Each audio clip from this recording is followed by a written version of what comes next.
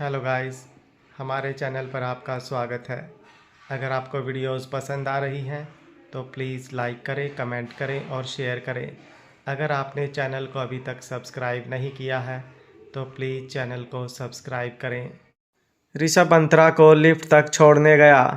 दूसरी तरफ उर्वशी ने विकास की कही हुई सारी बातें रिकॉर्ड कर ली थी। विकास भी अपनी बात खत्म करके तुरंत वहां से चला गया था, क्योंकि उसे पता था कि उसका भाई संजीव बाल की खाल निकालेगा। संजीव अंतरा के लिए पैनिक हो रहा था। तब तक लिफ्ट का दरवाज़ा खुला और अंतरा बाहर आई। उसे देखते ही संजीव सिक्योरिटी गार्ड को धक्का देकर तुरंत उसके पास गया और उससे पूछा, मैडम आप ठीक तो हैं ना? इसके जवाब में अंतरा ने कहा, हाँ मैं बिल्कुल ठीक हूँ। ऋषभ की और ऋषिका की शादी टूट गई थी। इस बारे में बात करने के लिए वो मुझसे मिलना चाहता था। मैं ऋषिका की भाभी हूँ, इसलिए मुझे वो सब बातें आराम से बता सकता था जो वो बड़ों को नहीं बता सकता था। यह सुनकर संजीव को थोड़ी हैरानी हुई। उसने पूछा, तो बस यही बात थी? अंतरा ने अपना सर ना में हिलाया और कहा, यह मामला भी था और कंपनी का भी। खैर पहले ऑफिस चलते हैं, बाकी की बातें वहां पर पहुंचकर करेंगे। संजीव ने हामी भरी।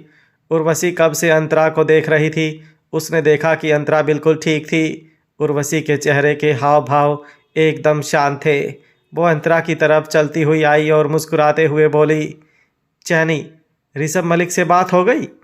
वो हमारे डिज़ाइनर्स वापस देने के लिए तैयार है ना? इसके जवाब में अंतरा ने अपना सर ना में हिलाया और कहा, मुझे नहीं लगता कि वो लोग वापस आएंगे। यह सुनते ही उर्वशी ने ताना दिया, मैंने सुना है कि तुम और ऋषभ मलिक पुराने दोस्त हो, इसलिए मुझे लगा था कि वो तुम्हारी बात तो ज़रूर सुनेगा, पर लगता है कि तुम्हारी रेपुटेशन और दोस्ती भी काम की नहीं निकली। संजीव उर्वशी और अंतरा के बीच में आकर खड़ा हो गया ताकि उर्वशी अंतरा के नज़दीक ना जा सके। अंतरा ने उर्वशी को जवाब देते हुए कहा, मान गए उर्वशी, तुम्हें सब कुछ पता होता है।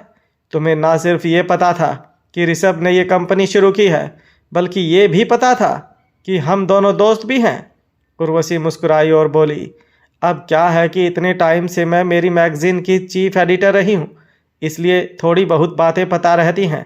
हालांकि फिर भी एक बात मुझे नहीं पता थी कि तुम महेश दीक्षित की बेटी हो। अब समझ में आया कि तुम इतनी टैलेंटेड क्यों हो। बाप बेटी दोनों ने ही प्रिट्जकर आर्किटेक्चर प्राइज़ का अवार्ड जीता है। ये कोई छोटी मोटी बात थोड़ी है। ये सुनकर अंतरा ने उर्वशी से कह दिया, तुम जो भी कहना चाहती हो साफ साफ क्यों नहीं कहती?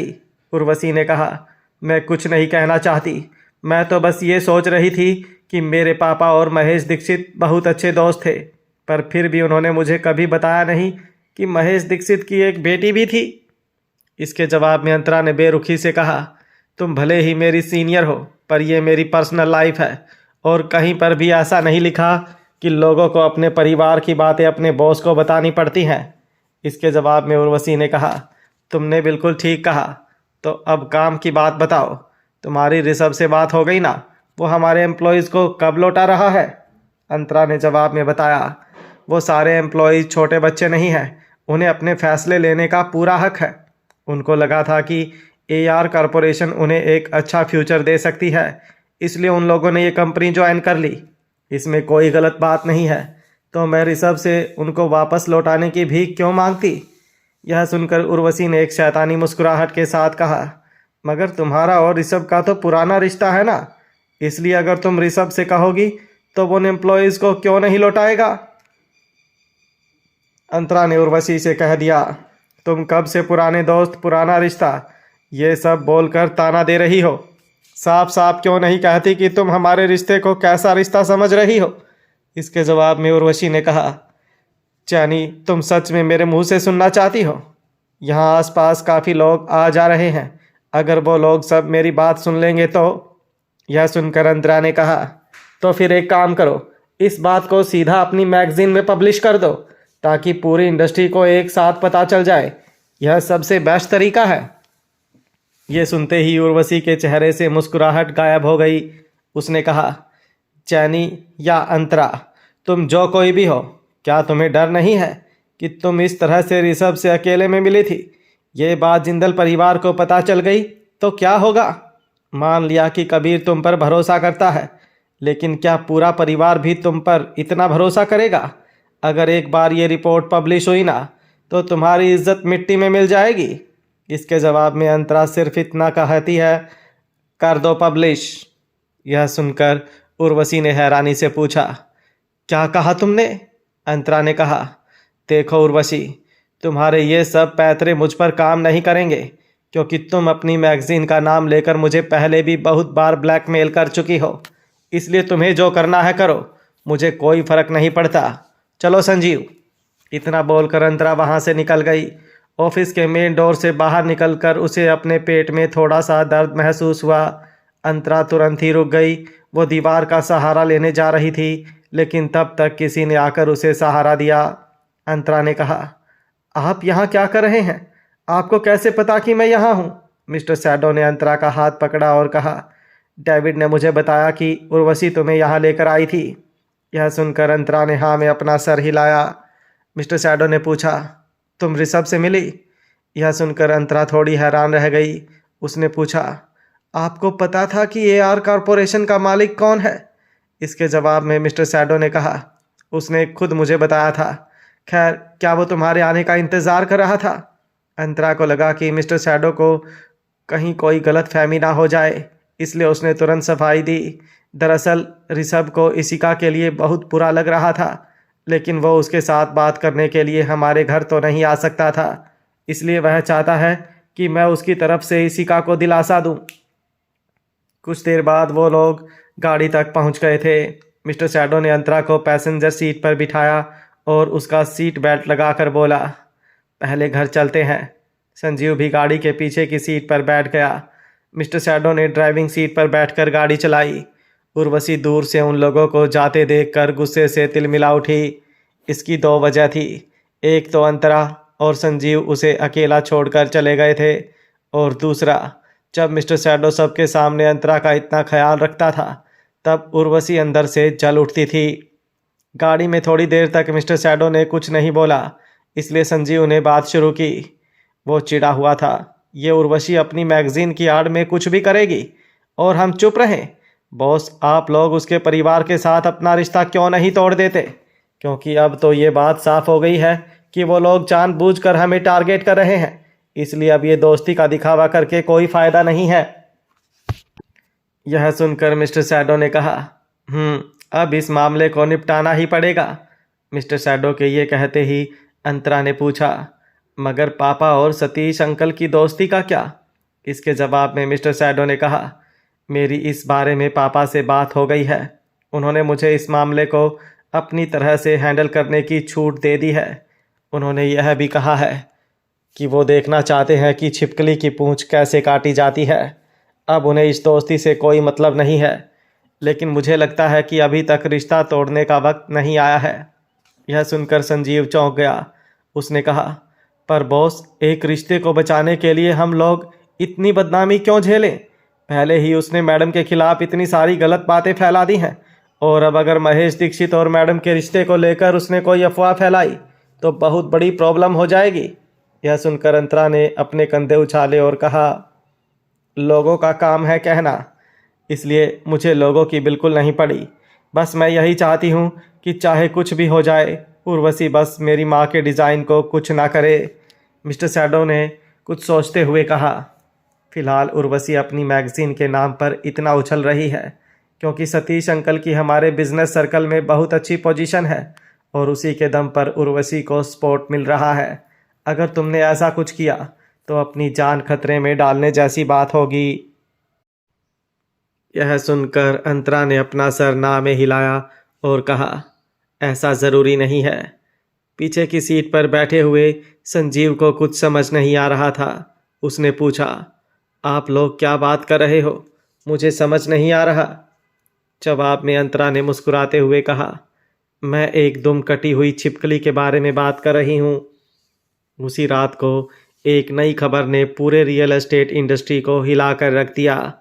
जिस जैनी ने इस साल प्रिट्जकर आर्किटेक्चर प्राइज़ अवार्ड जीता था और जिसने कबीर जिंदल के साथ शादी की है, वो दरअसल महेश दीक्षित की बेटी है। जैनी का असली नाम अंतरा है और वो महेश दीक्षित का अपना खून है।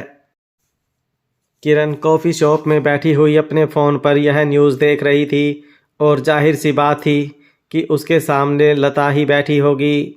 हालांकि आज लता ने अपना पूरा लुक चेंज कर दिया था। वो पहले से बिल्कुल अलग दिख रही थी। उसने काफ़ी अच्छे कपड़े पहने हुए थे। लता ने किरण से कहा, अब तो आपको मुझ पर भरोसा है ना? मैं इस बार सच में आपकी मदद कर रही हूँ।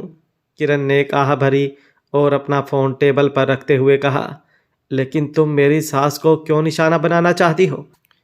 वो वैसे ही बूढ़ी हो चुकी है, अब उनकी ज़्यादा जिंदगी बची नहीं है। इसके जवाब में लता ने कहा, किरण जी आप सच में बहुत भोली हो। बुढ़िया का शरीर पहले की तरह काम नहीं करता, इसलिए तो अंतरा उसे मरने नहीं देना चाहती। तभी वो अलग अलग तरह की आयुर्वेदिक दवाएं देकर उसे ज़िंदा रख रही है, क्योंकि उसे पता है कि दादी के बिना वो और कबीर अपने इरादों में कामयाब नहीं हो पाएंगे। अगर आपने अपनी सास से छुटकारा नहीं पाया तो क्या आप गारंटी से कह सकती हैं कि आपका नैतिक आगे चलकर जिंदल ग्रुप का बिजनेस और प्रॉपर्टी सब कुछ अपने नाम कर पाएगा? यह सुनकर किरण दुविधा में पड़ गई।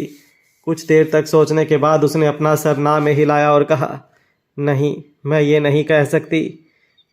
मैं मानती हूँ कि मेरी सास का कबीर और अंतरा की तरफ ज़्यादा झुकाव है, पर फिर भी वो नैतिक और इशिका से प्यार करती है। और किरण आगे कुछ बोले उसके पहले लता ने कहा, किरण जी, किरण जी आप समझ नहीं रहे हो। अंतरा को हराने का इससे आसान तरीका आपको नहीं मिलेगा। फिर भी आप क्यों इतना हिचकिचा रही हो? किरण थोड़ी चिढ़ गई थी। उसने शक की नज़र से लता की तरफ देखा और पूछा, मुझे समझ नहीं आ रहा है कि तुम मुझे मेरी सास के खिलाफ जाने के लिए इतना जोर क्यों दे रही हो? इससे तुम्हें क्या फ़ायदा होने वाला है? और अगर कल उठकर मेरी सास नहीं रही और मेरे पति ने परिवार की जायदाद कबीर के नाम करने का फैसला किया, तो तुम तो मुझे मेरे पति के खिलाफ जाने के लिए भी बोल दोगी, और ऐसा मैं हरगिज़ नहीं करूँगी। किरण का ये सवाल सुनने के बाद लता ने कुछ नहीं कहा। उसने सिर्फ एक आह भरी और कहा, मैं तो बस आपकी मदद करना चाहती हूँ, क्योंकि अगर मैंने ऐसा नहीं किया तो आपको लगेगा कि मैंने आपसे पैसे ऐंठे हैं, इसलिए उन पैसों के बदले मैं आपके लिए कुछ करना चाहती थी। खैर, अगर आपको मेरी मदद नहीं चाहिए तो वही सही। इतना कहने के बाद लता ने गहरी सांस ली और आगे कहा, किरण जी, आपका दोस्त बनना सच में बहुत मुश्किल है। शायद इसलिए पूरे मुंबई शहर में मेरे अलावा आपके कोई दोस्त नहीं है। यह कहकर लता ने किरण की दुखती रग पर हाथ रख दिया था। उसने तुरंत दलील की, मेरा कोई दोस्त इसलिए नहीं है क्योंकि मैं उन लोगों के साथ दोस्ती नहीं करना चाहती जो लोग छोटे बड़े में फ़र्क समझते हैं। घमंडी औरतों के साथ दोस्ती रखने का क्या मतलब? पर तुम बस देखती जाओ, एक बार मेरे नैतिक ने जिंदल परिवार का बिजनेस ठीक से संभाल लिया ना, उसके बाद वो सब नकचड़ी औरतें मेरे पास आकर अपने घुटने टेक देंगी। यह सुनकर लता बोली, आपकी बात तो बिल्कुल ठीक है, लेकिन ये तो तब होगा जब नैतिक अकेला जिंदल ग्रुप का मालिक होगा। क्योंकि अगर आगे चलकर आपकी सास और आपके पति ने यह तय किया कि बिजनेस का हिस्सा कबीर के पास भी जाएगा, तब क्या होगा? किरण जी, अगर एक लाइन में कहूँ तो क्या आपका बेटा नैतिक कबीर और अंतरा को हरा पाएगा? क्योंकि आज नहीं तो कल पूरा का पूरा बिजनेस उन दोनों का होने वाला है। यह सुनकर किरण को बहुत फ्रस्ट्रेशन हो रहा था। उसने एक घूंट में पूरा ठंडा पानी का गिलास खाली कर दिया और कहा, जो भी हो, पर तुम जो कह रही हो वो मैं नहीं कर सकती। मैं किसी की जान नहीं ले सकती। यह सुनकर लता ने कहा, आप नहीं कर सकते, लेकिन अंतरा तो कर सकती है। लता की यह बात सुनकर किरण ने उसकी तरफ हैरानी से देखा। उसे समझ नहीं आ रहा था कि लता की बात का मतलब क्या था, क्योंकि अंतरा तो दादी के बहुत करीब थी, तो भला वो क्यों दादी को मारना चाहेगी? कुछ देर तक सोचने के बाद किरण को समझ आया। उसने लता से पूछा, तुम्हारा मतलब अंतरा कबीर को फंसाने से है? लता ने अपनी कॉफ़ी में शक्कर डालकर उसे हिलाते हुए कहा, किरण जी, इसे एक तीर से दो शिकार करना बोलते हैं। जब दादी आपके साथ रहेगी नहीं तो आपके पति को यह कैसे बोलेगी कि जिंदल परिवार की दौलत कबीर के नाम कर दे? बुढ़िया की मौत के केस में अंतरा फंस जाएगी। कबीर कितना भी पावरफुल क्यों ना हो, कानून से तो बड़ा नहीं है ना। किरण को लता की बात तो समझ आई थी, पर अभी भी वह थोड़ी कंफ्यूज थी। उसने लता से कहा, पर अंतरा मेरी सास को क्यों मारेगी? उसके पास कोई वजह तो होनी चाहिए। इसके जवाब में लता ने कहा, पहले वजह नहीं थी, लेकिन अब तो है। यह कहते हुए लता ने अपना फ़ोन दिखाया और आगे कहा, हाजी अंतरा के बारे में नई खबर आई है ना? किरण ने थोड़ा चिढ़ते हुए कहा, लता पहेलियाँ मत बुझाओ, साफ साफ कहो क्या कहना चाहती हो। लता ने समझाया, आज दुनिया को पता चल गया ना कि अंतरा महेश दीक्षित की बेटी है। बस यही सदमा दादी भी झेल नहीं पाई और उन्हें हार्ट अटैक आ गया। यह सुनते ही किरण ने कहा, हाँ तो अगर हार्ट अटैक आ गया तो उसमें अंतरा की क्या गलती? ऐसा कोई कानून नहीं है कि जिसकी वजह से हार्ट अटैक आया है उसे कोई सज़ा दी जाए। इसके जवाब में लता ने हंसते हुए कहा, मगर हार्ट अटैक की वजह अंतरा हो तो उसे सज़ा मिलेगी ही मिलेगी। किरण अभी भी हिचकिचा रही थी। लता ने अपनी बात समझाते हुए कहा, आपको बस इतना करना है कि आपके किचन में दादी के लिए जो भी खाना बने उसमें ऐसी चीज़ें बनवानी है जिससे उनका ब्लड प्रेशर बढ़ जाए, और जब ब्लड प्रेशर बढ़ने की वजह से दादी को हार्ट अटैक आ जाएगा तो आप आसानी से इल्ज़ाम अंतरा पर डाल सकती हो। यहाँ पर लता और किरण के बीच बातें चल रही थी। तब दूसरी तरफ मिस्टर शैडो ने संजीव को ऑफिस छोड़ा। ऑफिस में फ़िलहाल स्टाफ की शॉर्टेज थी, इस वजह से संजीव और निशांत को ओवरटाइम काम करना पड़ रहा था। संजीव को ऑफिस छोड़ने के बाद मिस्टर शैडो और अंतरा होटल सहारा जाने के बदले सीधे जिंदल हाउस पहुंच गए। जब वो लोग घर के अंदर दाखिल हुए तब अशोक टीवी पर न्यूज़ ही देख रहा था। उन दोनों को देखते ही अशोक ने कहा, मैं तुम लोगों को फ़ोन ही करने वाला था कि तुम लोग घर पर चले आओ। मुझे समझ नहीं आ रहा है कि ये सतीश और उसकी बेटी क्या करने पर तुले हैं। उन लोगों को यह सब पुरानी बातें कैसे पता चली? खैर, मैंने सतीश को फ़ोन किया है, वो भी आता ही होगा। यह सुनकर अंतरा ने पूछा, सतीश अंकल यहाँ पर आ रहे हैं? अशोक ने हाँ में अपना सर हिलाया और कहा, क्योंकि अब मैं उसके साथ बात करना चाहता हूँ। अब दोनों की इतने सालों की दोस्ती को ध्यान में रखते हुए मैंने पिछली बार उसकी बेटी को जाने दिया था, लेकिन अब पानी सर के ऊपर जा रहा है। वो लोग बार बार तुम्हें टारगेट कर रहे हैं। अगर सतीश सही और गलत का फ़र्क भूल कर अपनी बेटी को सपोर्ट करता है तो फिर मुझे उसके साथ दोस्ती रखने में कोई इंटरेस्ट नहीं है। ये सुनकर अंतरा ने कुछ नहीं बोला। मिस्टर शैडो ने पूछा, आंटी घर पर नहीं है क्या? इसके जवाब में अशोक ने कहा, हाँ वो बाहर गई है, आजकल उस पर डांस सीखने का भूत सवार हुआ है। इतना कहने के बाद अशोक ने कहा, तुम दोनों पहले जाकर माँ से मिल लो, वो तुम लोगों को बहुत याद करती रहती हैं। अंतरा और मिस्टर शैडो ने एक दूसरे की तरफ देखा। मिस्टर शैडो ने अंतरा से कहा, तुम जाकर दादी से मिल लो, मैं थोड़ी देर में आता हूँ। अंतरा ने हामी भरी और वो दादी की अटारी की तरफ निकल गई। वहाँ पर पहुँचते ही अंतरा ने आवाज़ लगाई, कैसी हो दादी माँ? अचानक अंतरा को आया हुआ देखकर पहले तो दादी थोड़ी हैरान रह गई और फिर खुशी के साथ बोल पड़ी, अरे कंचन, जल्दी आओ, देखो अंतरा आई है। कंचन वार्डरोब ठीक कर रही थी। दादी की आवाज़ सुनकर वो तुरंत बाहर आई और अंतरा से उसके हाल चाल पूछने लगी। दादी ने थोड़ी बनावटी नाराज़गी दिखाते हुए कहा, इतने दिनों बाद तुम्हें अपनी दादी की याद आई है? यह कहने के बाद अचानक दादी की नज़र अंतरा के पेट पर पड़ी और वह बोली, अरे तुम्हारा पेट तो बड़ा होने लगा है। अंतरा जाकर दादी के गले लगी और फिर उसके पास बैठ गई। उसने अपने पेट को सहलाकर मुस्कुराते हुए कहा, अभी पिछली बार चेकअप के लिए गए थे, तब डॉक्टर ने सोनोग्राफी में दिखाया कि बेबी के हाथ पैर बहुत लंबे हैं, बिल्कुल उसके पापा की तरह। दादी ने हंसते हुए कहा, बच्चा कबीर के जैसा शैतान बिल्कुल नहीं होना चाहिए, तुम्हारे जैसा शांत होना चाहिए। इतना कहने के बाद दादी ने आगे कहा, पर अचानक से कैसे आना हुआ बेटा? कुछ हुआ है क्या? इसके जवाब में अंतरा ने बोला, हाँ दादी, मैं आपसे वही बात करने आई थी। मैंने और कबीर ने तो ये बात डिस्कस कर ली है। एक बार आपको बताना चाहती थी कि मैं वापस यहाँ आकर आपके साथ रहना चाहती हूँ। यह सुनकर दादी ने कहा, अरे बेटा, इसमें बताना क्या है, तुम्हारा अपना ही तो घर है। और वैसे भी तुम यहाँ नहीं थी तो मुझे 24 घंटे तुम्हारी फिक्र लगी रहती थी। इसलिए मैं खुद भी कबीर से बात करने वाली थी कि कम से कम तुम्हें यहाँ पर रहने भेज दे, उसके बाद उसे जो करना है वो करे। इतना कहने के बाद दादी ने देखा कि अंतरा कुछ सोच रही थी। दादी ने उससे आगे पूछा, तुम्हें कुछ और भी बताना है बेटा? अंतरा ने हाँ में अपना सर हिलाया और कहा, दरअसल सतीश अंकल की बेटी ने फिर से मेरे अतीत की बातें फैलाई हैं। उसने सबको बता दिया है कि मैं महेश दीक्षित की बेटी हूँ। यह सुनकर दादी समझ गई कि मामला क्या है। अंतरा ने अपनी बात आगे बढ़ाई और कहा, पूरी इंडस्ट्री को पता है कि महेश दीक्षित ने क्या किया है। मुझे बस यही डर है कि इसका असर कहीं हमारे परिवार पर ना पड़े।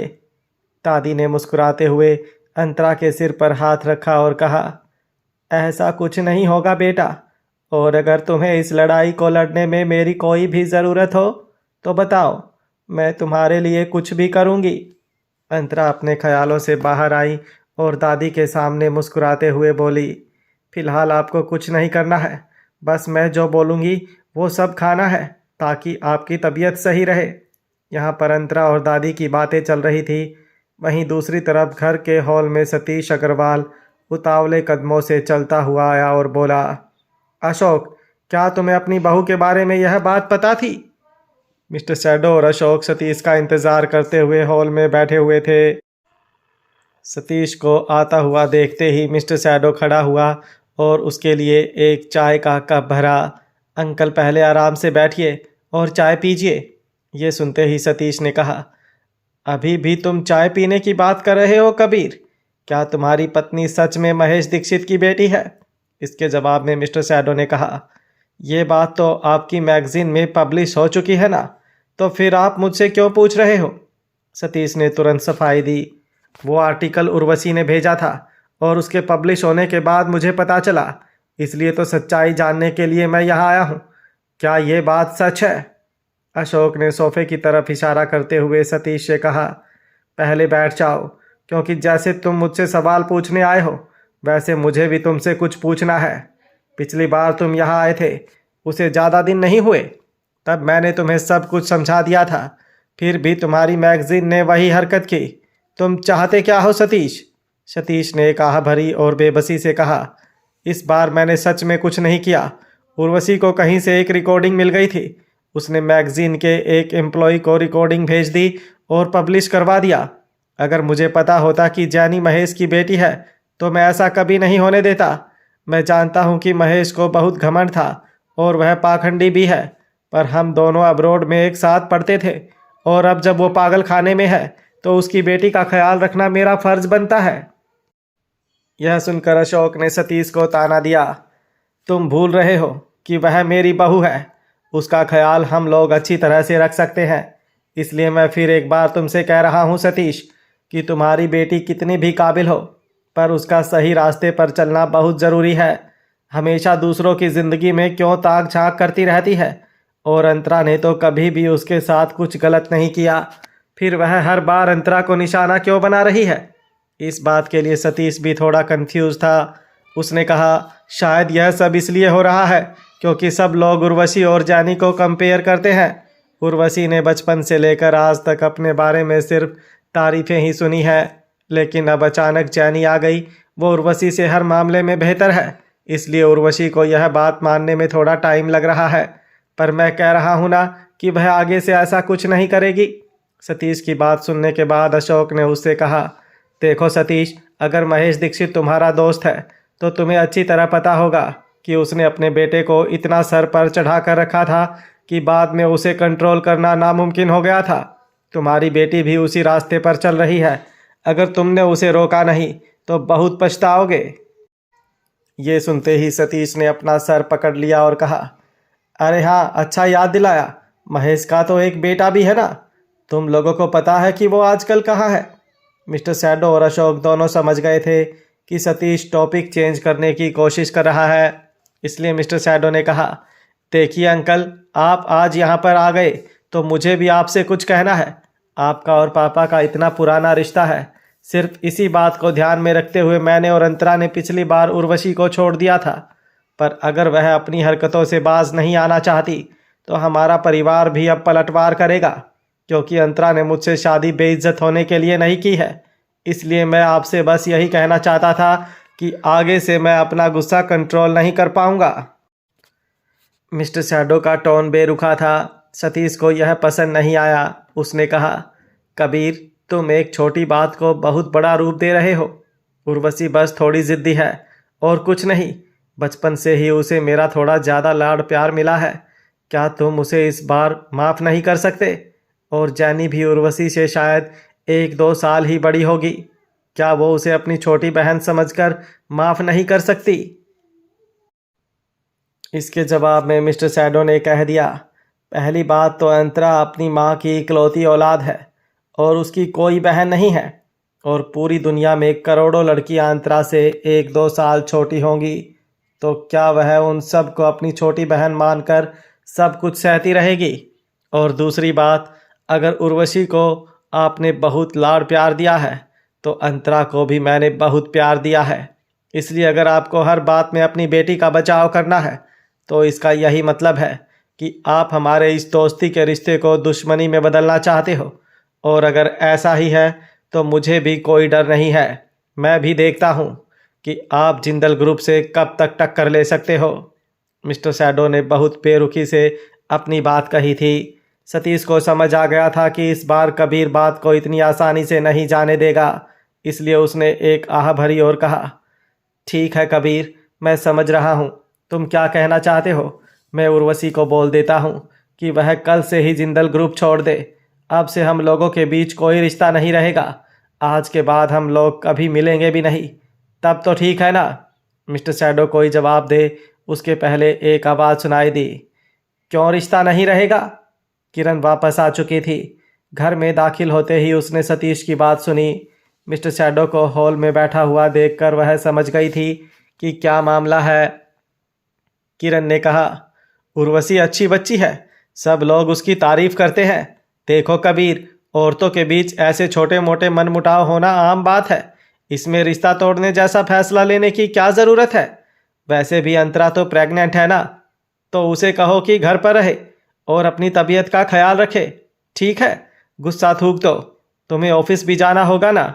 मिस्टर शैडो मुस्कुराया और बोला, आंटी आप भूल गई कि अब मैंने कंपनी नैतिक को सौंप दी है, तो अब मैं उससे बिजनेस वापस कैसे ले सकता हूँ? अंतरा भी फिलहाल ऑफिस इसलिए जा रही है ताकि वो नैतिक को स्टेबल होने में मदद कर सके, वरना मैं भी यही चाहता हूँ कि अंतरा घर पर रहे, क्योंकि ऑफिस में स्ट्रेस में रहने से अच्छा वो मेरे साथ रहेगी तो बेहतर रहेगा। लेकिन वो फिलहाल ऑफिस जाने के लिए मजबूर है। किरण ने भी मिस्टर शैडो को सुना दिया, हाँ पता है कि अंतरा बहुत काबिल है, लेकिन उर्वशी भी कुछ कम नहीं है। वो दोनों ही काफ़ी होशियार हैं और उन दोनों की वजह से कंपनी का नाम भी एक दिन रोशन होगा।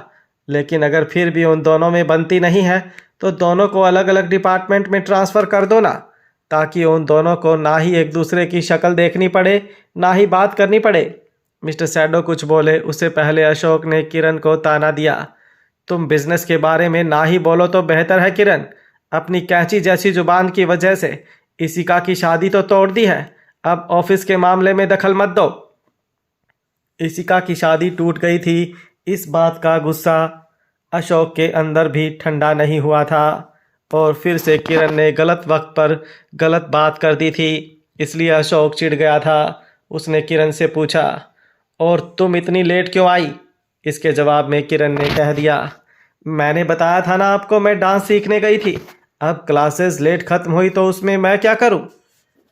अशोक को किरण के साथ बहस करने में कोई इंटरेस्ट नहीं था, इसलिए उसने उससे कहा, ठीक है, तुम कमरे में जाकर आराम करो, और आज माँ के लिए पियर सूप बनाया है, तुम भी थोड़ा पी लेना, तुम्हारी सेहत के लिए अच्छा होगा।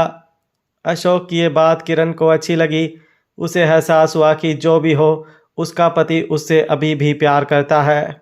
किरण सतीश के सामने मुस्कुराई और फिर अपने बेडरूम की तरफ चली गई। किरण के बीच में आ जाने से माहौल में टेंशन थोड़ा कम हो गया था।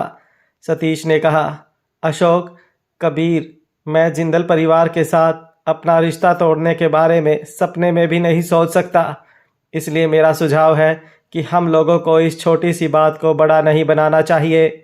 इस प्रॉब्लम का मैंने एक सॉल्यूशन निकाला है। मैं उर्वशी से कह दूंगा कि वो जल्द से जल्द जिंदल ग्रुप छोड़ दे और इस वीकेंड पर आप लोग मेरे घर पर डिनर करने आओ। इस बहाने हम दोनों परिवार का रिश्ता बना रहेगा। क्या कहते हो तुम लोग? सतीश उम्र में बड़ा था और उसने अपना कदम पीछे लेने का फैसला कर लिया था, इसलिए मिस्टर शैडो को बात खींचने का कोई मतलब नहीं लग रहा था।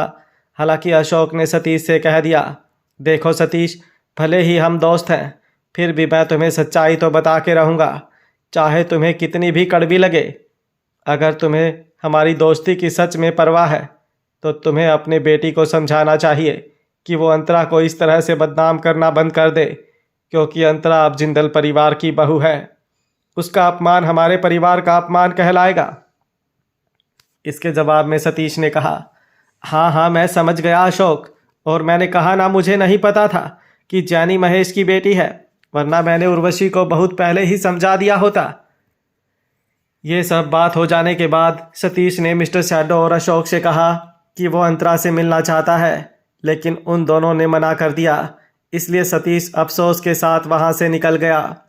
दूसरी तरफ अंतरा दादी के साथ अटारी में शास्त्र पढ़ रही थी।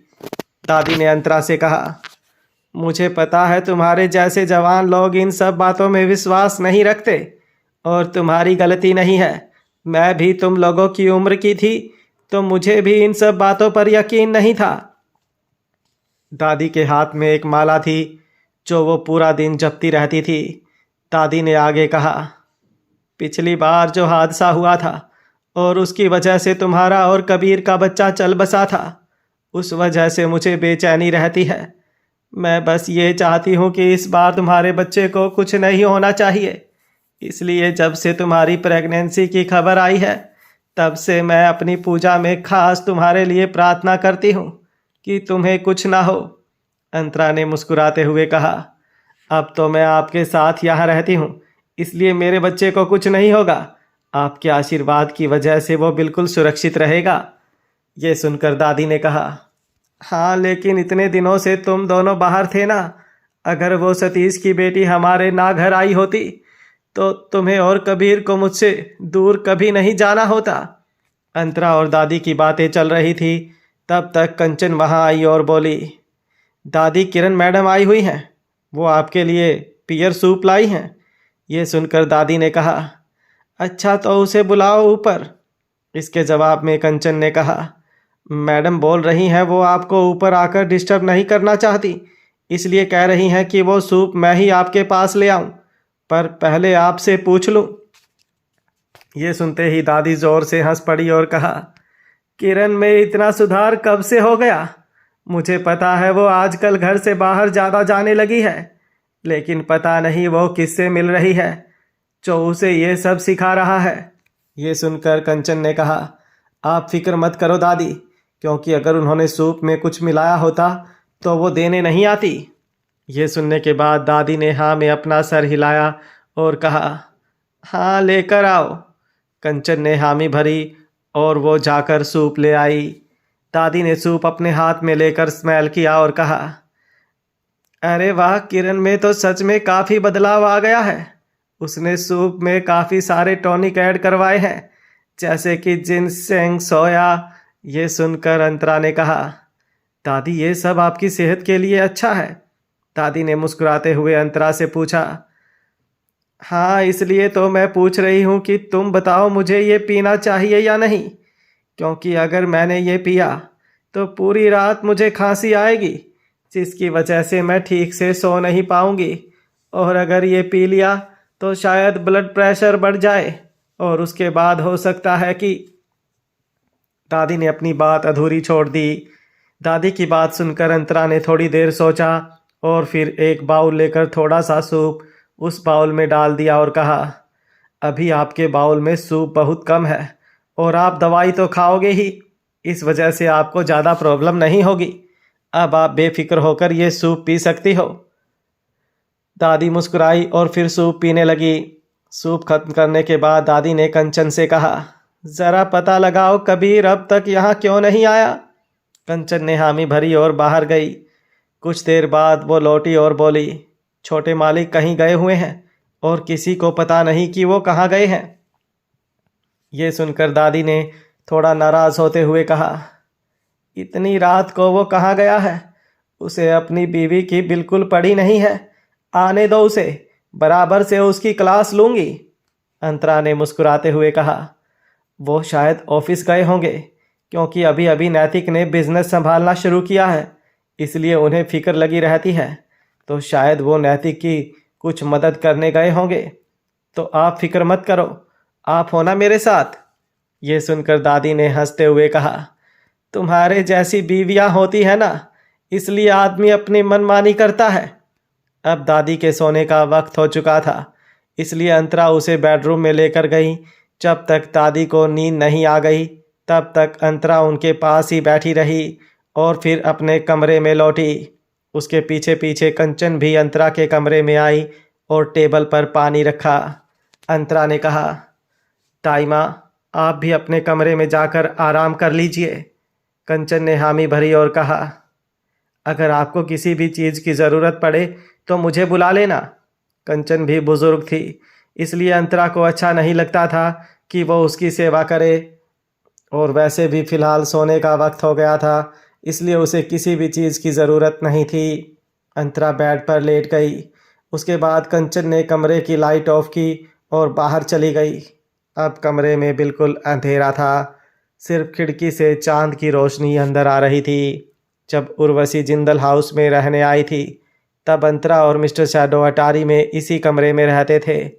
अंतरा को नींद आने ही वाली थी कि तब तक उसके फ़ोन पर टेक्स्ट मैसेज का नोटिफिकेशन आया और उसके फ़ोन की स्क्रीन ऑन हुई। उसे लगा कि मिस्टर शैडो का टेक्स्ट मैसेज होगा, क्योंकि आमतौर पर वो उसे टेक्स्ट मैसेज भेजता था। अंतरा ने अपना फ़ोन उठाया और मैसेज खोला। उसमें लिखा था, छोटी दीदी रिहा हो चुकी है। ये पढ़ के अंतरा की नींद पूरी तरह से उड़ गई। ये मैसेज उसे ध्रुव ने भेजा हुआ था। अंतरा सोच में पड़ गई कि गायत्री इतनी जल्दी जेल से कैसे छूट गई, अभी अभी तो उसे सजा हुई थी। अंतरा ने तुरंत ध्रुव को कॉल किया, हालांकि एक रिंग बजते ही ध्रुव ने फ़ोन काट दिया। उसके तुरंत बाद अंतरा को दूसरा टेक्स्ट मैसेज आया जिसमें लिखा था, दीदी किरण जिंदल से संभल कर रहना। यह पढ़ने के बाद अंतरा ने फिर से ध्रुव को कॉल किया, लेकिन अब ध्रुव का फ़ोन स्विच ऑफ बता रहा था। गायत्री अचानक जेल से रिहा हो गई, इस बात से अंतरा को हैरानी हो रही थी, क्योंकि गायत्री जिस तरह की इंसान थी उस हिसाब से ऐसे बहुत कम लोग थे जो जेल से उसे छुटा सके। ऊपर से गायत्री के पास एक पैसा तक नहीं था, तो फिर उसकी ज़मानत किसने कराई होगी। थोड़ी देर सोचने के बाद अंतरा को ख्याल आया कि उसके सुधीर मामा के अलावा कोई नहीं है जिसे गायत्री की फ़िक्र है।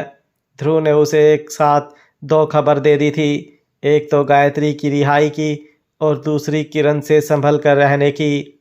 अंतरा को समझ नहीं आ रहा था कि इस बार किरण कौन सा नया पैंतरा अपनाने वाली है। एक तरफ अंतरा की नींद पूरी तरह से उड़ चुकी थी, तो वहीं दूसरी तरफ AR कॉरपोरेशन के ऑफिस में ऋषभ अपने कैबिन में बैठा हुआ था। उसके हाथ में एक बॉल था जो वो दीवार की तरफ फेंक रहा था, और जब बॉल वापस आता तब कैच पकड़ रहा था। वो किसी गहरी सोच में था कि तभी उसके कैबिन का दरवाज़ा खुला। ऋषभ ने मुड़कर उस तरफ देखा और मुस्कुराते हुए कहा, आओ कबीर, आखिर में तुम्हारे चरणों ने ऑफिस को पावन कर ही दिया। मिस्टर शैडो ने पूछा, ऋषभ आखिर तुम चाहते क्या हो? इसके जवाब में ऋषभ ने लापरवाही से कहा, अरे यार, मैंने तो अपना बिजनेस शुरू किया है, मुझे समझ नहीं आ रहा है कि तुम्हें इस बात से डर क्यों लग रहा है।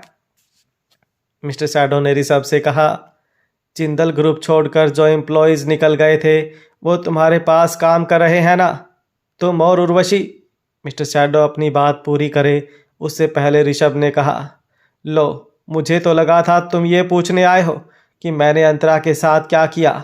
बहुत बोरिंग हो तुम। और रही बात एम्प्लॉयज़ की, तो वह खुद चलकर मेरे पास आए थे, और मुझे समझ नहीं आता कि तुमने अपना बिजनेस अपने भाई को सौंप दिया है।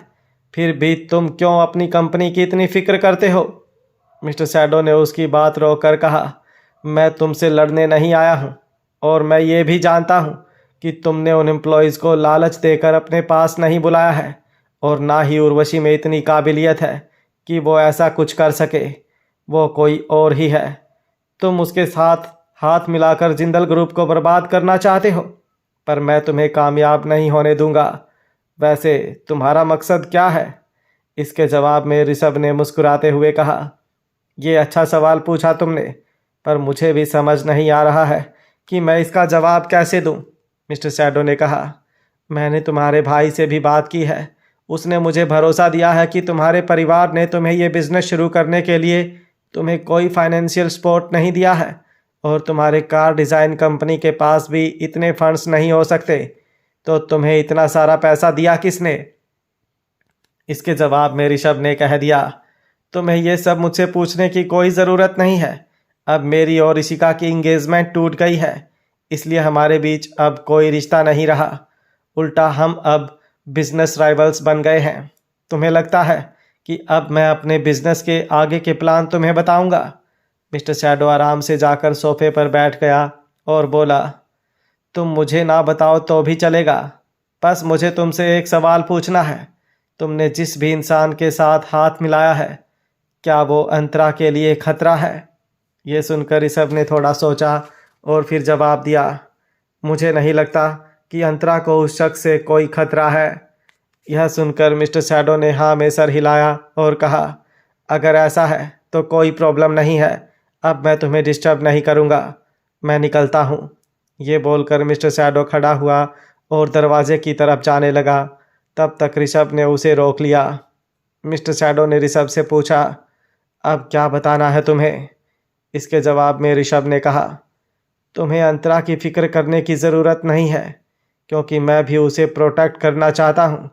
और एक बात याद रखना कबीर, अंतरा को तुम्हारी वजह से कोई तकलीफ़ हुई ना, तो मैं उसे तुमसे छीनने में एक पल के लिए भी हिचकिचाऊंगा नहीं। यह सुनकर मिस्टर शैडो ने मुस्कुराते हुए कहा, तुम्हें ऐसा मौका कभी नहीं मिलेगा। ऋषभ ने भी चुनौती देने वाले लहजे में कह दिया, देखते हैं, वो भी वक्त ही बताएगा। इसके बाद मिस्टर शैडो वहाँ से निकल गया। अगले दिन सुबह जब अंतरा की नींद खुली तो अंतरा ने देखा कि मिस्टर शैडो कमरे में नहीं था। उसे ख्याल आया कि क्या मिस्टर शैडो पूरी रात घर नहीं आया था। उसने तुरंत अपना फ़ोन उठाया और देखा तो उसमें मिस्टर शैडो का टेक्स्ट मैसेज था कि मैं ऑफिस में हूँ। ये पढ़कर अंतरा ने राहत की सांस ली। तब तक कंचन कमरे में आई और बोली, गुड मॉर्निंग मैडम, उठ गई आप? अंतरा ने जवाब में गुड मॉर्निंग कहा।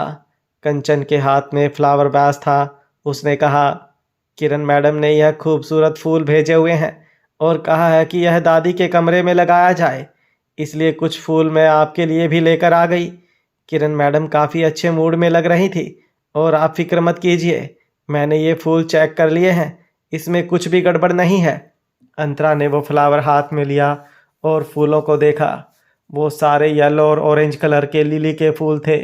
वो बहुत खूबसूरत लग रहे थे। अंतरा ने कुछ सोचते हुए पूछा, ये आंटी ने भेजा है? इसके जवाब में कंचन ने हामी भरी और कहा, और साथ में पियर सूप भी भेजा है, जल्दी से हाथ मुंह धो लीजिए, सूप गर्म है। कंचन ने देखा कि अंतरा ने कोई जवाब नहीं दिया। कंचन को भी पता था कि अंतरा के होने वाले बच्चे की अंतरा को बहुत फिक्र है, इसलिए उसने अंतरा को समझाते हुए कहा, मैडम मुझे आपसे कुछ कहना है। अंतरा ने मुस्कुराते हुए कहा, बोलिए ना दाई माँ। कंचन ने अपनी बात शुरू की, मैं दादी के साथ बहुत सालों से हूँ और मैं यह समझती हूँ कि आज नहीं तो कल दादी हम लोगों को छोड़ के चली जाएंगी, पर फिर भी आप दोनों जिंदल परिवार का हिस्सा कहलाओगे। पर आगे चलकर आप दोनों जिंदल परिवार में रहोगे या नहीं ये नहीं पता, पर मैं इतना ज़रूर जानती हूँ कि छोटे मालिक नेक दिल हैं। दादी के जाने के बाद छोटी मालकिन ही घर की बागडोर संभालेंगी और दादी भी हरगिज़ नहीं चाहेगी कि उनके जाने के बाद उनके परिवार में कोई मनमुटाव रहे। वो यही चाहेंगी कि सब लोग मिलजुल कर रहें। अंतरा को कंचन की बात समझ में आ रही थी। भले ही किरण उसको पसंद नहीं करती थी और यहाँ तक कि कई बार उसको नुकसान पहुँचाने की कोशिश की थी और इस बार उर्वशी के साथ मिलकर उसके होने वाले बच्चे को भी मारने की कोशिश की थी। पर फिर भी हकीकत तो यही थी कि वो हमेशा के लिए जिंदल परिवार की मालकिन कहलाएगी और जब दादी नहीं रहेगी तो किरण ही इस परिवार की बड़ी कहलाएगी।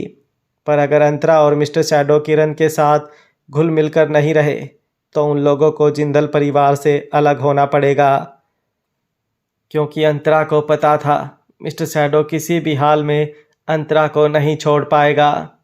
और अब जब मिस्टर शैडो ने बिजनेस नैतिक को सौंप दिया है तो किरण ने उन दोनों के लिए मन में कोई कड़वाहट नहीं रखी होगी, इसलिए उसने अंतरा के लिए एक तरफ फूल और सूप भेजना शुरू कर दिए। कंचन की बात का ये मतलब था कि किरण ने अब मिस्टर शैडो और अंतरा की तरफ दोस्ती का हाथ बढ़ा दिया है, इसलिए अब अंतरा को भी किरण के साथ अपना रिश्ता सुधार लेना चाहिए। अंतरा ने कंचन से पूछा, दाई माँ क्या आपको दादी ने ये सब बताने के लिए कहा है? इसके जवाब में कंचन ने अपना सर ना में हिलाया और कहा, दादी ने मुझे कुछ भी नहीं कहा, ये तो मैं बस अपनी तरफ से कह रही थी, क्योंकि दादी अब दिन ब दिन कमज़ोर पड़ती जा रही हैं। वो बस अब अपने परपोते को देखने के लिए ज़िंदा हैं। यह सुनकर अंतरा ने कहा, आप फिक्र मत करो, मैं अपने बच्चे का पूरी तरह से ख्याल रखूँगी और मैं यह भी जानती हूँ कि जो आपने अभी कहा उसके पीछे आपके इरादे बहुत नेक हैं। और मैं भी यह मानती हूँ कि आंटी का नेचर इतना बुरा भी नहीं है। दादी को भी यह बात पता है, लेकिन आंटी ने हमेशा से लता के बारे में जानते हुए भी उसके साथ दोस्ती बनाए रखी हुई है। और आंटी मेरे लिए अपने मन में चाहे कितनी भी कड़वाहट रखें, चाहे कुछ भी करें, मुझे फ़र्क नहीं पड़ता, लेकिन मैं किसी भी हाल में अपने होने वाले बच्चे की जान खतरे में नहीं डाल सकती। अंतरा की बात सुनकर कंचन ने हैरानी से पूछा, क्या किरण मैडम अभी भी लता के साथ कांटेक्ट में हैं? इसके जवाब में अंतरा ने कहा, आपको क्या लगता है अगर आंटी को ये सब कुछ अगर कोई सिखा नहीं रहा होता तो इस तरीके से वो दादी और मेरे लिए सूप और फूल भेजती क्या? यह सुनकर कंचन थोड़ी देर के लिए चुप हो गई। उसे समझ में नहीं आ रहा था कि वो क्या बोले। अंतरा को भी इस मुद्दे पर ज़्यादा बात नहीं करनी थी, इसलिए उसने कहा, दाई माँ मैं समझती हूँ कि आप मेरे अच्छे के लिए ये सब बोल रही हो, पर आंटी ने बहुत सारी ऐसी चीज़ें की हैं जो कि मैं बोल नहीं सकती, इसलिए ना चाहते हुए भी मुझे उनसे सावधानी बरतनी पड़ेगी। यह सुनकर कंचन ने भी हामी भरी और कहा, जी जी सावधान रहना काफ़ी ज़रूरी है। मैं दादी को मना कर देती हूँ कि मैडम की भेजी हुई कोई भी चीज़ खाए पिए बिना ही फेंक दें। यह सुनकर अंतरा ने हाँ में सर हिलाया और कहा, क्योंकि दादी की तबीयत अभी कमज़ोर है। जिस तरह का खाना आंटी भेज रही हैं उनसे उनका ब्लड प्रेशर बढ़ सकता है, इसलिए आंटी जब भी कोई खाना भेजे तो आप चुपचाप ले लिया करो, और उसके बाद उस खाने का हमें क्या करना है वो प्रॉब्लम हमारा है। कंचन अंतरा की बात से सहमत हुई और फिर कमरे से बाहर निकल गई। वो दादी माँ की इतने सालों से सेवा कर रही थी, इसलिए उसे दादी की फ़िक्र रहती थी। वो भी हरगिज़ नहीं चाहती थी कि दादी के साथ इस वक्त पर कुछ भी ऐसा हो जिससे उन्हें कोई तकलीफ़ हो। कंचन के जाने के बाद अंतरा के फ़ोन पर तन्वी का फ़ोन आया और उसने कहा, अरे आज तू ऑफिस नहीं आई, मैं यहाँ आकर तुझे कब से ढूंढ रही हूँ। यह सुनकर अंतरा ने टाइम देखा, सुबह के 11 बज रहे थे। उसने तन्वी से पूछा, क्या तुम ऑफिस सिर्फ मुझसे मिलने आई हो? इसके जवाब में तन्वी ने कहा, नहीं, यहाँ किसी से झगड़ा करने आई हूँ। मुझे उस मैगज़ीन वाले मामले के बारे में पता चला। इस मैगज़ीन के मालिक की बेटी ने जिंदल ग्रुप में घुसकर तुम्हारी जगह ले ली है, और इसलिए मैं इस औरत से जवाब मांगने आई हूँ, क्योंकि तू भले ही अपनी प्रेगनेंसी की वजह से चुप बैठी रहे, पर मैं चुप नहीं बैठ सकती। यह सुनकर अंतरा को समझ आ गया था कि तन्वी फिर एक बार आवेश में आकर हंगामा खड़ा कर देगी, इसलिए अंतरा ने उसे दिलासा देते हुए कहा, देख तन्वी, यह मामला थोड़ा कॉम्प्लिकेटेड है, इसलिए गुस्से में कुछ करने से पहले अंतरा अपनी बात पूरी करे। इससे पहले तन्वी ने कहा, मुझे कुछ नहीं सुनना। और ये मिस्टर शैडो को क्या हो गया है? उर्वशी कुछ भी मनमानी करते जाएगी और मिस्टर शैडो भी चुपचाप करने दे रहे हैं। अंतरा ने तन्वी के सवाल का जवाब देने से पहले पूछा, क्या तुम्हारे साथ विक्रांत आया हुआ है? इसके जवाब में तन्वी ने कहा, नहीं, उनके घर में कुछ प्रॉब्लम चल रही थी, इसलिए वो नहीं आया। मैं अकेले आई हूँ। पर तू फिक्र मत कर अंतरा, मैं कुछ ऐसा नहीं करूँगी जिससे तुझे कुछ प्रॉब्लम हो। मैं बस ये देखने आई थी कि तू ठीक तो है, लेकिन तू ऑफिस में है ही नहीं। ये सुनकर अंतरा ने कहा, एक काम करते हैं, हमारे रेगुलर अड्डे पर मिलते हैं, ठीक है? तन्वी को ये सुझाव पसंद आया और उसने कहा, ठीक है, लेकिन तू जल्दबाजी में मत निकलना, तू आराम से आना। और वैसे भी मुझे आज कोई मिला है, मुझे उससे भी तेरी मुलाकात करवानी है। वह फ़िलहाल मेरे साथ ही है, हम तीनों मिलते हैं।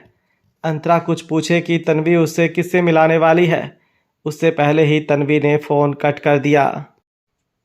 उसके बाद अंतरा जल्दी से तैयार हुई और घर से निकल गई। बाहर निकलकर उसने टैक्सी ली। रास्ते में अंतरा ने मिस्टर सैडो को कॉल किया और बताया कि वो तन्वी से मिलने जा रही है। मिस्टर सैडो ने कहा, हाँ, दोस्तों से मिलना अच्छा है, तुम्हें थोड़ा चेंज मिल जाएगा। तुम वहाँ जाकर मुझे लोकेशन भेज देना, मैं तुम्हें वहाँ से पिक कर लूँगा। अंतरा ने हामी भरी और कहा, आप कल रात ऑफिस से लौटे नहीं, ऑफिस में सब कुछ ठीक तो है ना? इसके जवाब में मिस्टर सैडो ने कहा, मैं भी कुछ पुराने दोस्तों से मिलने गया था, पर तुम फिक्र मत करो, मैं इस प्रोजेक्ट को कुछ होने नहीं दूंगा। ये सुनकर अंतरा ने पूछा, हाँ वो तो ठीक है, पर आपने कल से कुछ खाया भी है या नहीं? ये सुनकर मिस्टर सैडो ने मुस्कुराते हुए कहा, तुम्हारा पति इतना भी बूढ़ा नहीं हो गया कि बिना खाए काम ना कर सके, इसलिए तुम मेरी फिक्र छोड़ो और अपना ख्याल रखो। और जब तुम्हारी दोस्तों से मीटिंग खत्म हो जाए तब तुम मुझे फ़ोन कर देना, मैं आ जाऊंगा। तब तक मैं यहाँ के मामले संभाल रहा हूँ। इसके बाद अंतरा ने ज़्यादा बहस नहीं की। कुछ देर बाद अंतरा की टैक्सी उसके स्कूल के पास जाकर रुकी। उसके स्कूल के पास एक फास्ट फूड रेस्टोरेंट था जहाँ पर वो और तन्वी मिला करते थे। अंतरा ने टैक्सी के पैसे चुकाए और रेस्टोरेंट की तरफ चली गई। तन्वी पहले ही पहुंच चुकी थी। अंतरा ने अपनी कमर पर हाथ रखा और धीरे से सीधी चढ़ी। तन्वी ने अंतरा की तरफ हाथ हिलाया और उसे अपनी तरफ बुलाया। तब तक अंतरा की नज़र तन्वी के पास बैठी औरत के ऊपर पड़ी। वो औरत बहुत दुबली पतली थी और उसके चेहरे का रंग उड़ा हुआ था। अंतरा को याद नहीं आ रहा था कि वो कौन है। अंतरा का पेट देखकर तन्वी ने हैरानी से पूछा, वाह, तेरा पेट तो बड़ा होते जा रहा है, कहीं ट्विंस तो नहीं? अंतरा ने अपनी कुर्सी पर बैठते हुए जवाब दिया, नहीं नहीं, ट्विंस नहीं है। और तू कैसी है? इसके जवाब में तन्वी ने कहा, एकदम ठीक। तन्वी के पास बैठी हुई औरत ने कड़वी मुस्कुराहट के साथ कहा, तुम्हारी प्रेगनेंसी को देखकर मुझे बहुत जलन हो रही है अंतरा। यह सुनकर अंतरा ने बहुत हैरानी से उस औरत की तरफ देखा और कहा, सॉरी, पर मैंने तुम्हें पहचाना नहीं। यह सुनकर तन्वी ने अंतरा से कहा, अरे तू इसे भूल गई, ये अपनी राशि है। यह नाम सुनते ही अंतरा चौंक गई। राशि अंतरा और तन्वी की क्लासमेट थी और जो राशि उसे याद थी वो एक प्रिंसेस थी। वो एक अमीर ख़ानदान से थी और अपने माँ बाप की इकलौती बेटी थी, जिस वजह से उसे उसकी फैमिली राजकुमारी की तरह प्यार करती थी। तब राशि बहुत खूबसूरत और क्यूट थी और हंसती खिलखिलाती रहती थी। ऐसा कोई नहीं था जो उसे नापसंद करता हो। और राशि अंतरा की और तन्वी की क्लासमेट थी। अभी जो अंतरा के सामने पतली औरत बैठी थी उससे ये राशि बिल्कुल अलग दिखती थी। राशि ने कड़वी मुस्कुराहट के साथ कहा, अंतरा भी मुझे पहचान नहीं पाई, पर इसमें उसकी कोई गलती नहीं है। अब मैं पहले से बहुत अलग दिखती हूँ ना। तन्वी ने राशि के हाथ पर अपना हाथ रखा और कहा, तुम फिक्र मत करो, सब ठीक हो जाएगा। राशि जवाब में सिर्फ मुस्कुराई। उसने टॉपिक बदलते हुए कहा, तुम दोनों क्या खाओगी ये बताओ, मैं लेकर आती हूँ। तन्वी ने जवाब में कहा, मुझे तो कुछ भी चलेगा, पर शायद अंतरा बाहर का नहीं खाएगी, इसलिए उसके लिए फ्रूट जूस ले लेना। राशि ने हाँ में सिर हिलाया और अपना वॉलेट उठाकर ऑर्डर देने के लिए चली गई। जब राशि उठी तब अंतरा को एहसास हुआ कि वो इतनी पतली थी कि उसमें और एक कंकाल में ज़्यादा फर्क नहीं था। अगर तेज़ हवा का झोंका आया तो भी शायद उसमें राशि उड़ जाएगी। अंतरा ने तन्वी से पूछा। ये राशि को अचानक से क्या हुआ? इसकी ऐसी हालत क्यों हो गई है? तन्वी ने अपनी आवाज़ धीमी करके जवाब दिया। उसकी शादी को इतने साल हो गए और उसे अभी तक बच्चा नहीं हुआ है, जिस वजह से उसकी सास और उसका पति उसे बहुत नाराज़ हैं। राशि ने टेस्ट ट्यूब वगैरह भी ट्राई कर लिया है, लेकिन कोई फ़ायदा नहीं हुआ। उसे काफ़ी सारी परेशानियों से गुजरना पड़ रहा है।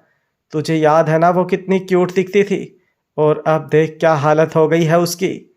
स्कूल टाइम में अंतरा को पढ़ाई के साथ साथ पार्ट टाइम जॉब भी करनी पड़ती थी, इसलिए उसके पास ज़्यादा वक्त रहता नहीं था, जिस वजह से वो अपने किसी भी क्लासमेट से ज़्यादा बातचीत नहीं कर पाती थी। तब उसकी सिर्फ तन्वी ही बेस्ट फ्रेंड थी, बाकी किसी से भी उसकी ज़्यादा दोस्ती नहीं थी। हालांकि वो जानती सबको थी और राशि भी उसी में से एक थी। राशि अपनी लव स्टोरी की वजह से थोड़ी ज़्यादा ही फेमस थी। बहुत सारे स्टूडेंट्स थे जिन्हें स्कूल में ही प्यार हो गया था। हालांकि सब लोगों ने अपनी कहानियाँ छुपा कर रखी थी। टीचर्स को भी ये बातें पता थी, पर वो समझते थे कि टीनेजर्स के साथ इस उम्र में ऐसा ही होता है। जब तक बच्चों की पढ़ाई पर इन सब बातों का असर ना पड़े, तब तक टीचर को भी इससे कोई प्रॉब्लम नहीं थी, इसलिए वो लोग भी स्टूडेंट को कुछ कहते नहीं थे। हालांकि राशि का मामला पूरे स्कूल को पता था, क्योंकि वो किसी अपने क्लासमेट को डेट नहीं कर रही थी, बल्कि वो अपने एक सीनियर को डेट कर रही थी। राशि पढ़ाई में एवरेज थी, पर राशि ने प्यार में कोई कॉम्प्रोमाइज़ नहीं किया था, और हाई स्कूल ख़त्म होने के बाद उसे किसी नामी यूनिवर्सिटी में एडमिशन लेने में भी कोई इंटरेस्ट नहीं था, इसलिए उसने एक प्राइवेट कॉलेज में एडमिशन ले लिया था। टीचर्स क्या, उसके दोस्तों के, यहाँ तक कि उसके माँ बाप के समझाने के बावजूद भी राशि ने अपने बॉयफ्रेंड से रिश्ता नहीं तोड़ा। उसके बॉयफ्रेंड ने स्कूल की पढ़ाई ख़त्म करने के बाद आर्किटेक्चर की पढ़ाई की। राशि के माँ बाप ने देखा कि उसकी बेटी सचमुच उस लड़के से प्यार करती है और लड़का भी काबिल है। ये देखते हुए उन लोगों ने भी ज़्यादा जोर नहीं दिया और उनके रिश्ते के लिए हाँ कर दी, और इस तरह से उन दोनों की शादी हो गई। अंतरा को बस यहाँ तक की बात पता थी, क्योंकि उसके बाद उस पर घर चलाने की जिम्मेदारी आ गई थी, और साथ साथ उसे गायत्री की भी पढ़ाई का खर्चा उठाना था, जिस वजह से अंतरा के पास खुद के लिए टाइम नहीं रहता था। फिर अंतरा की भी शादी हो गई थी और उसका 4 साल का कारावास शुरू हो गया था। उसे खुद के मामलों से ही फुर्सत नहीं मिलती थी, तो औरों के मामले के बारे में वो क्या ही खबर रखती। अंतरा ये सब सोच रही थी और तन्वी की आवाज़ ने उसके ख्यालों को तोड़ा। यार, मुझे समझ नहीं आ रहा, जिस औरत के बच्चे नहीं होते उसकी इस दुनिया में कदर ही नहीं होती क्या?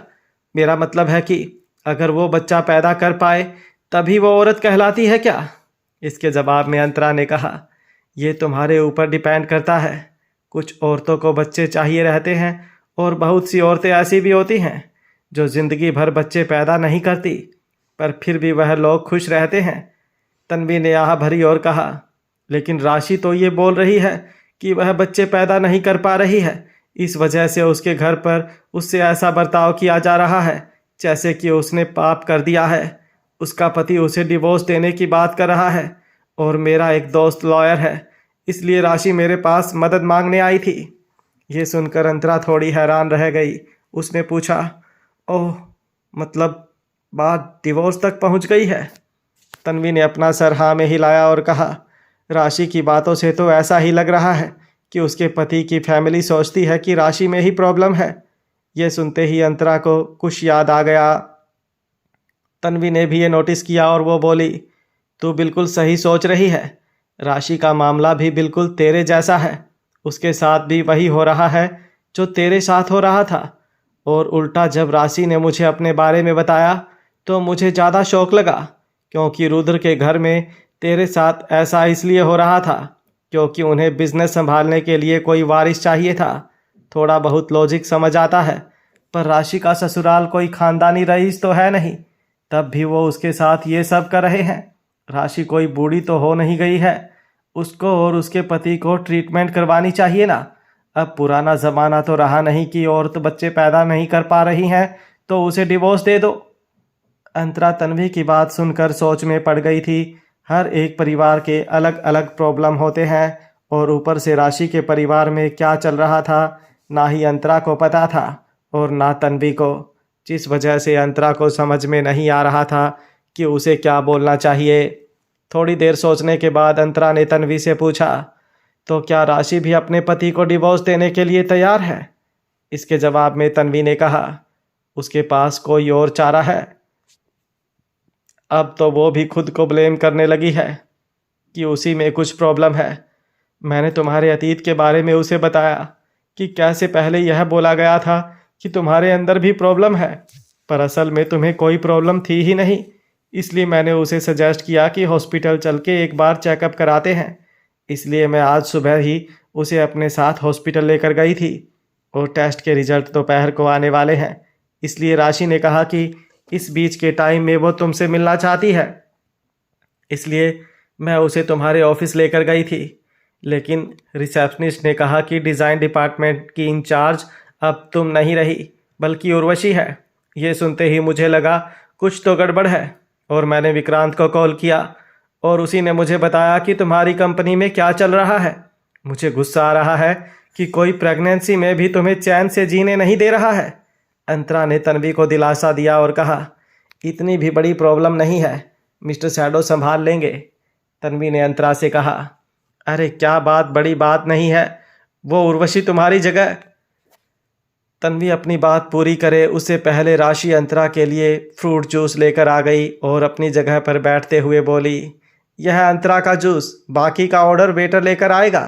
तन्वी ने राशि से कहा, तुम्हें अंतरा से जो भी पूछना है खुलकर पूछ लो, उसके साथ भी बिल्कुल तुम्हारे जैसा ही हुआ था, इसलिए वो तुमने सजेस्ट कर सकती है कि तुम्हें क्या करना चाहिए। यह सुनने के बाद राशि ने अपना सर झुका लिया। बहुत देर तक वो कुछ बोली नहीं। लंबी खामोशी के बाद राशि ने अपनी नज़रें उठाकर अंतरा की तरफ देखा। राशि की आंखें नम हो गई थी। उसने अंतरा से पूछा, जब तुम्हारा डिवोर्स हुआ था तब तुम्हारे और तुम्हारे एक्स हस्बैंड के बीच में प्रॉपर्टी का बंटवारा कैसे हुआ था? अंतरा ने टेबल पर पड़े टिश्यू बॉक्स में से टिश्यू निकाले और राशि को दिए और कहा, जब मेरी शादी हुई तब मेरे पास एक भी पैसा नहीं था। तुम तो जानती हो कि मेरी माँ मेरे पैदा होते ही चल बसी थी। एक मामा थे, वो बीमार थे और दूसरे मामा अब्रॉड थे। इस वजह से जब मेरा डिवोर्स हुआ तब मेरे पास रहने के लिए एक छत भी नहीं थी। पर तुम्हें इस बात की फ़िक्र करने की ज़रूरत नहीं है, क्योंकि तुम्हारे तो माँ पापा हैं ना, जो तुम्हें बहुत प्यार करते हैं। कम से कम वो लोग तुम्हें रहने के लिए घर तो दे ही सकते हैं, है ना? इसके जवाब में राशि ने कहा, जब मेरी शादी हुई थी तब मेरे माँ पापा ने घर दिया था, कार दी थी और काफ़ी सारा पैसा भी दिया था, पर मुझे नहीं लगता कि अब वो सब मुझे मिलेगा। ये सुनकर तन्वी और अंतरा एक दूसरे की तरफ देखते हैं। उन्हें समझ नहीं आया कि राशि की ज़िंदगी में ऐसा क्या हो गया था कि उसके माँ बाप की दी हुई प्रॉपर्टी उसे नहीं मिल सकती थी।